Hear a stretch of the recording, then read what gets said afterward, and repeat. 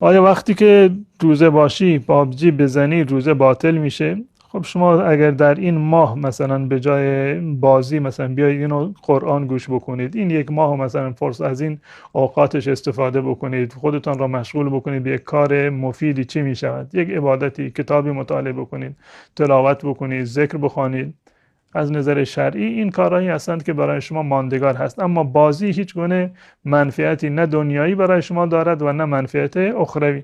اما اگر کسی بازی کرد در هنگامی که روزه بود، روزش صحیح است، روزش صحیح است. و منتها رسول الله صلی الله علیه وسلم فرمودند من حسن اسلام المرء ترکه ما لا یعنی، و نشانه مسلمان خوب بودن این است که انسان کار بیهوده ای را که نه در دنیا برای شما نفی داره نه در آخرت، این رو ترک بکنید.